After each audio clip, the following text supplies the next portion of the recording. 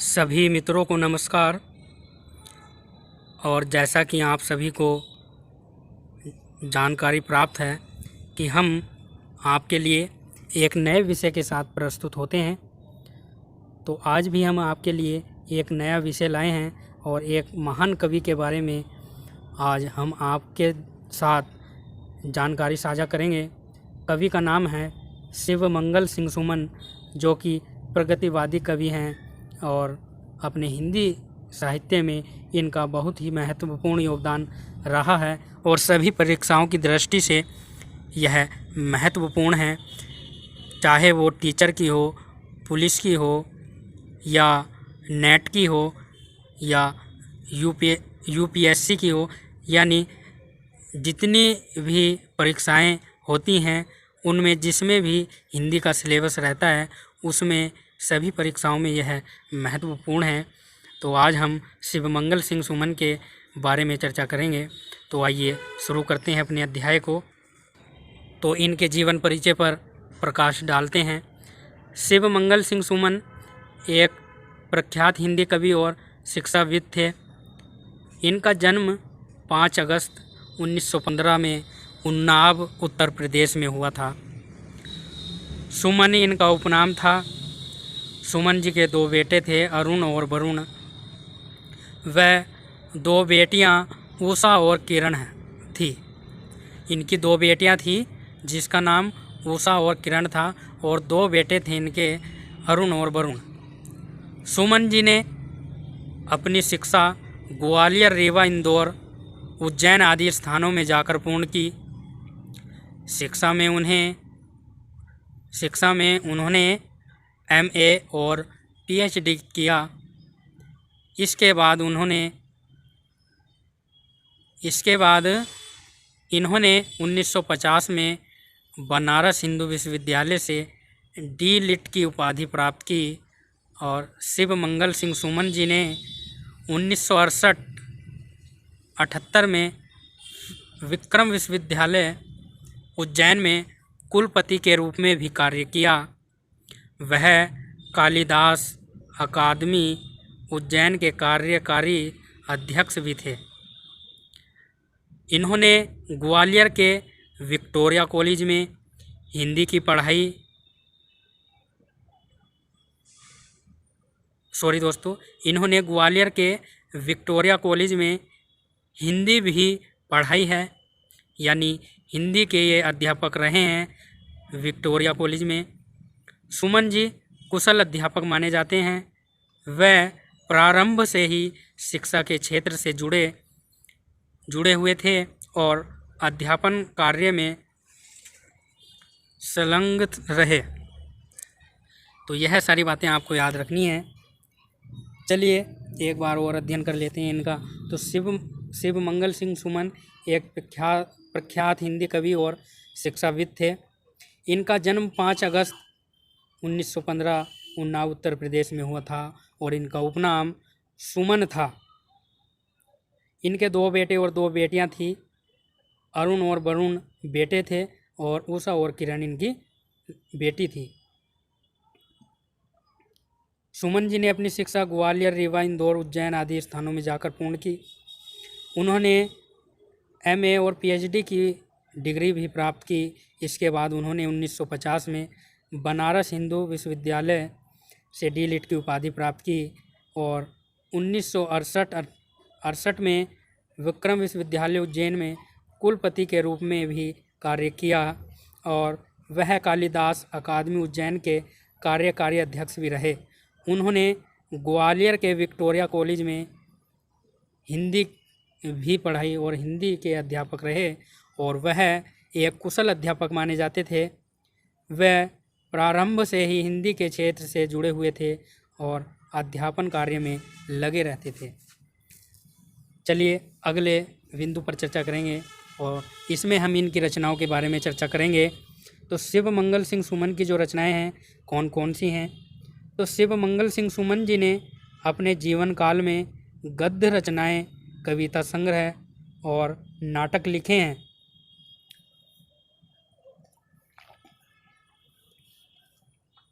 शिवमंगल सिंह सुमन जी ने अपने जीवन काल में गद्य रचनाएं, कविता संग्रह और नाटक लिखे हैं। गद्य रचनाओं में महादेवी की काव्य साधना, गीति काव्य, उद्यम और विकास आदि हैं। शिव मंगल सिंह सुमन जी ने अपने जीवन काल में गद्य रचनाएं, कविता संग्रह और नाटक लिखे हैं। गद्य रचनाओं में महादेवी की काव्य साधना और गीति काव्य, उद्यम और विकास है। कविता संग्रह है हिलोर 1939 ईस्वी, जीवन के गान 1942, युग का मोल 1945, प्रलय सृजन 1950, विश्वास बढ़ता ही गया 1948, विद्या हिमालय 1960, मिट्टी की बारात 1972, वाणी की व्यथा 1980, कटे अंगूठों की वंदनवारे 1991 आदि इनकी कविता संग्रह हैं। और यह कविताएं बहुत ही महत्वपूर्ण हैं, आपको याद कर लेनी है और अपने नोट्स में भी इनको लिख लेना है। चलिए अगले बिंदु पर चर्चा करते हैं। तो अगला बिंदु हमारे सामने आ चुका है, जिसमें हम शिव मंगल सिंह सुमन जी की कविता संग्रह पर चर्चा करेंगे, जो कि हमने पीछे भी कुछ कविताओं पर चर्चा की है। तो इसमें हम जो कविताओं का अध्ययन करेंगे, इसका स्क्रीनशॉट ले लेना आप और अपनी नोट्स बुक में लिख लेना। चलिए शुरू करते हैं। पहली जो इनकी कविता है, सांसों का हिसाब। अगली है, चलना हमारा काम है। मैं नहीं आया तुम्हारे द्वार। असमंजस पतवार, सूनी सांझ, विवस्था मैं बढ़ा ही जा रहा हूँ। आभार पर आंखें नहीं भरी, मृत्यु का दीप जल रहे हैं दीप, मृत्यु का दीप। ये अलग अलग रचनाएं हैं। जलती है जवानी, भाग 1, भाग 2, भाग 3। ठीक है। बात की बात, हम पंछी उन्मुक्त गगन के, वरदान मांगूंगा नहीं, मैं बढ़ा ही जा रहा हूँ। तूफानों की ओर घुमा दो नाविक, मेरा देश जल रहा, कोई नहीं बुझाने वाला। सहमते स्वर 1, स्वर 2, 3, 4, 5। अंगारे और धुआं, मैं अकेला और पानी बरसता है। चल रही उसकी कुदाली, मिट्टी की महिमा, रणभेरी पर आंखें नहीं भरी आदि हैं। इन्होंने एक नाटक भी लिखा है, प्राकृतिक पुरुष कालिदास। तो इनका नाटक ज़रूर याद रखना है आपको। इनका जो नाटक है वह क्या है?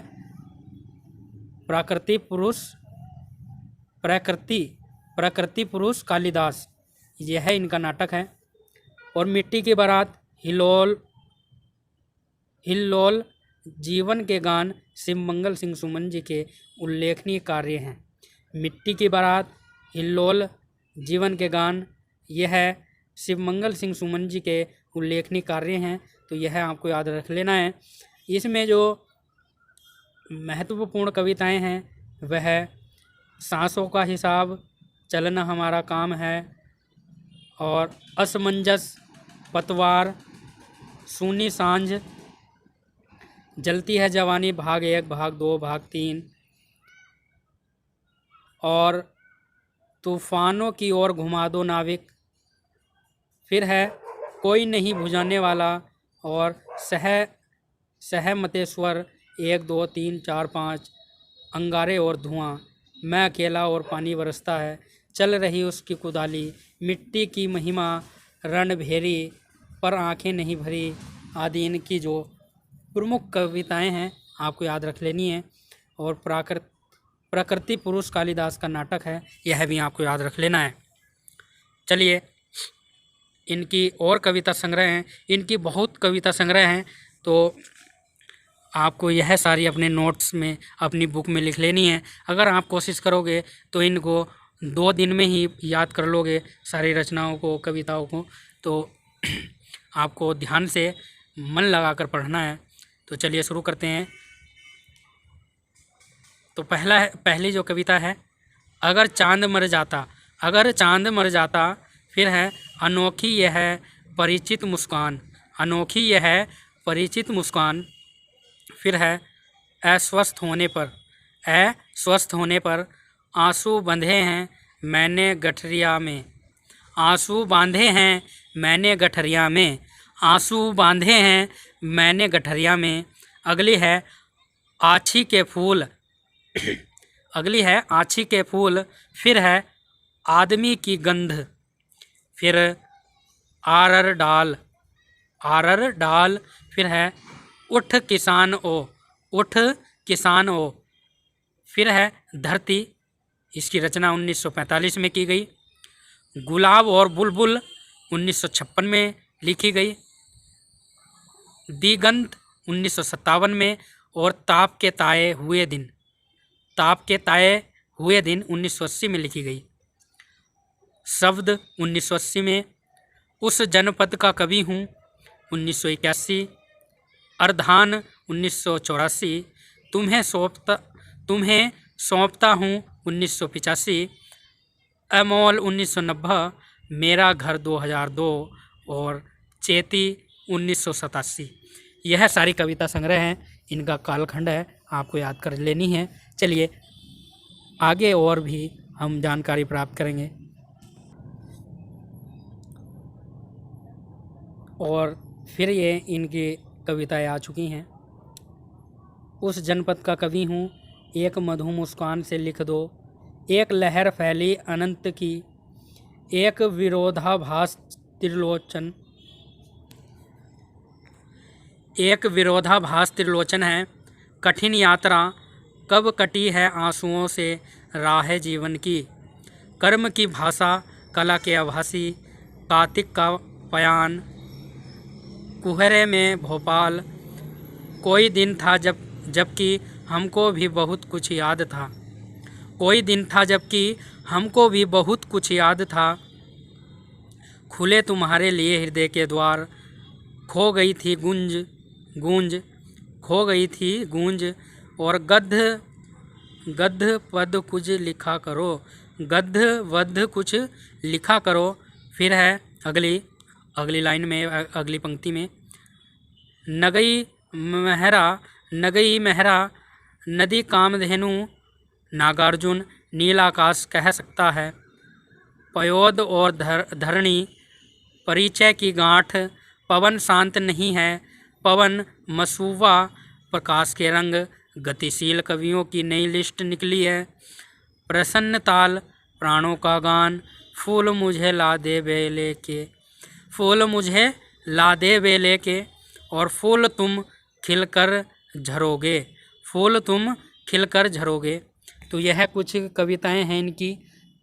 तो यह एक बार आप ध्यान कर लेना, क्योंकि परीक्षा में कुछ भी पूछ सकते हैं।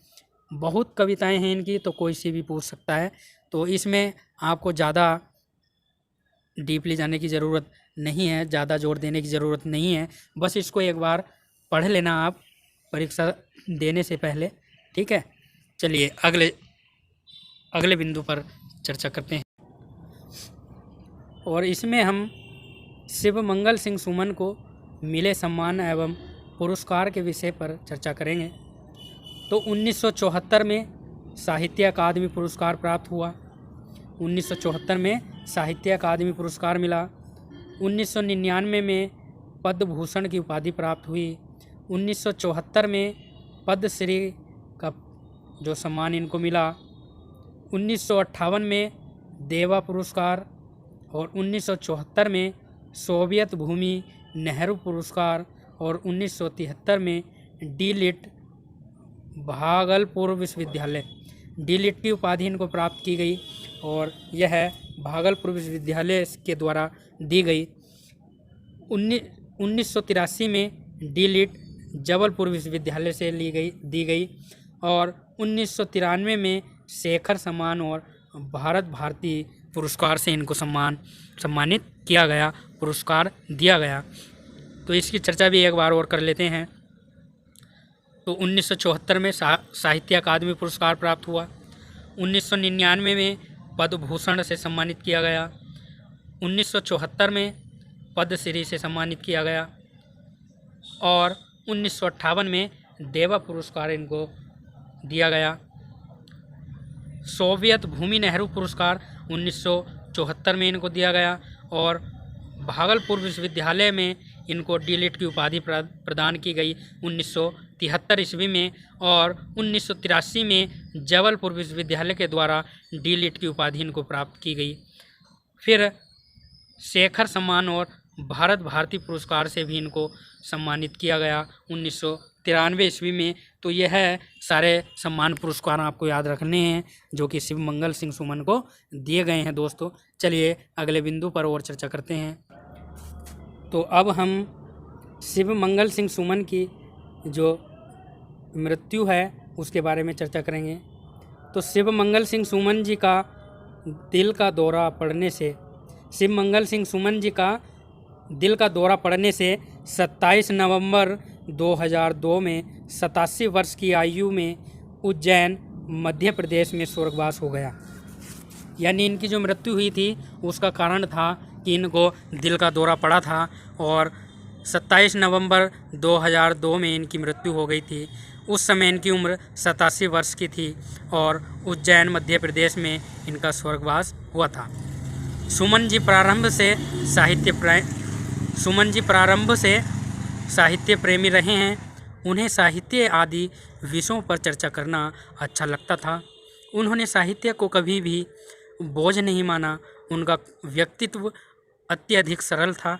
वह अपने प्रशंसकों से कहते थे, मैं विद्वान नहीं बन पाया, विद्वता की देहरी भर छू पाया हूँ। प्राध्यापक होने के साथ प्रशासनिक कार्यों के दबाव ने मुझे विद्वान बनने से रोक दिया। तो ये सारी बातें आपको याद रख लेनी है। तो चलिए एक बार और प्रकाश डालते हैं इन बिंदुओं पर। तो शिव मंगल सिंह सुमन जी का दिल का दौरा पड़ने से 27 नवंबर 2002 को इनका स्वर्गवास हो गया था।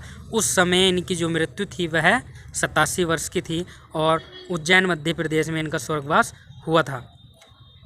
शिव मंगल सिंह सुमन जी प्रारंभ से ही साहित्य प्रेमी रहे हैं। उन्होंने साहित्य आदि विषयों पर चर्चा करना उनको साहित्य विषयों पर चर्चा करना अच्छा लगता था। उन्होंने साहित्य को कभी भी बोझ नहीं माना। उनका व्यक्तित्व अत्यधिक सरल था। वे अपने प्रशंसकों से कहते थे कि मैं विद्वान नहीं बन पाया, विद्वता की देहरी भर छू पाया हूँ।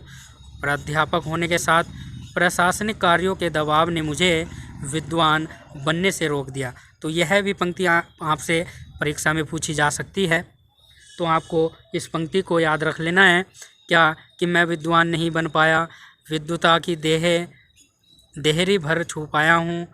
प्राध्यापक होने के साथ प्रशासनिक कार्यों के दबाव ने मुझे विद्वान बनने से रोका है। यह किस कवि की पंक्ति है? तो यह शिव मंगल सिंह सुमन जी की पंक्ति है, आपको याद करनी है। तो आशा है कि हमारे द्वारा जो आपको जानकारी दी गई है वह आपको बहुत ही पसंद आई होगी। तो आशा करता हूँ कि आपको इस वीडियो के माध्यम से अनेक जानकारी प्राप्त होंगी। तो इसलिए हमारे चैनल को सब्सक्राइब करें और वीडियो को लाइक व शेयर ज़रूर करें दोस्तों, और अपनी पढ़ाई को ध्यान से करते रहें ताकि आपका भविष्य उज्जवल बन सके। तो आज के लिए इतना ही दोस्तों, फिर मिलेंगे अगले अध्याय में। वीडियो देखने के लिए दोस्तों धन्यवाद। नमस्कार दोस्तों।